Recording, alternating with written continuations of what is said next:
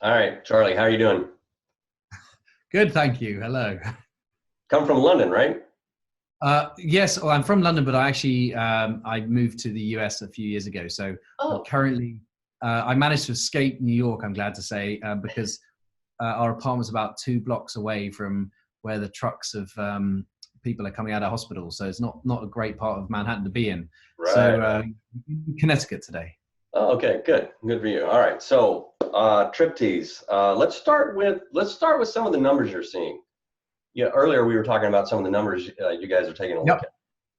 at. Yeah, so we work with hotels across the world, and so we've been watching with great interest the hotels, particularly in Asia, over the last couple of months as they have been into the crisis, and then some of them seeing their way out of it a little bit sooner than the rest of the world. Yeah, so the main things, we track guests and different types of behaviour. The interesting things we're seeing are that Hong Kong and Korea, which have sort of bouncing back a little bit quicker, that it is domestic guests, unsurprisingly, who are bouncing back quicker, that it is short lead time, slightly different between Korea and Hong Kong. We're seeing Hong Kong with 2 to 4 day lead time is really strong. And in Korea, actually less short term, more long term, like 29-day plus, which obviously could be subject to cancellation. So it's a little too early to count one's chickens. And then we're also seeing like a much stronger bounce in mobile. So mobile, domestic, short lead time generally is what we're seeing being stronger. So certainly the hotels we're working with are trying to target whether it's messages on the website or marketing spend towards those kind of guests. Yeah. So, and you're talking to your clients, your hotel clients, just like all of us. Like, what are they doing? Like, what are they spending their time doing? If they're open. Um, Well, even if they're yeah, closed. I mean, there's a big difference. So, so actually interesting again. So I'm thinking still in Asia a little bit.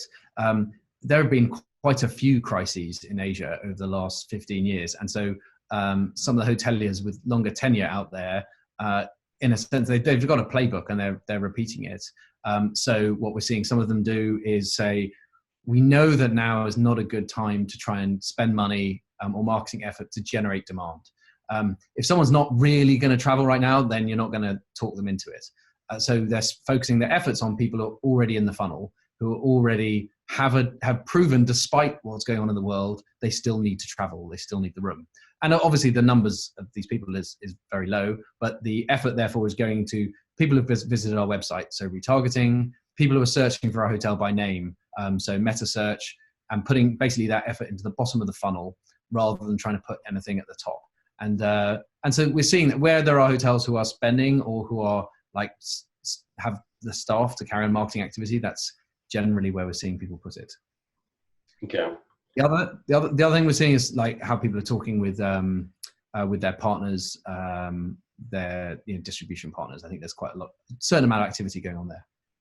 Yeah, like OTAs. Yeah, exactly. So I think when you think, and who knows whether it's 3 months, 6 months, or a year before we sort of feel like we're lifting out of things, but clearly OTAs are going to be a key driver of early bookings and demand, and it's a way for you only to be paying for what you're getting. So there's a lot of hope and desire to get bookings from OTAs. And what we're seeing some of the, what I'd call sort of more sophisticated hotels doing is using this time right now to plan their strategy around how are we going to change the relationship now with our distribution partners in the future. Wholesalers and OTAs, it's like now's a really good time. It doesn't matter what your contracts say from the past, everything's up in the air. Everything is up for negotiation right now. So what does that mean? How do we want to take advantage of the time? Yep, agreed. Yep, time to look at your distribution mix. All right, Charlie, thank you. No problem.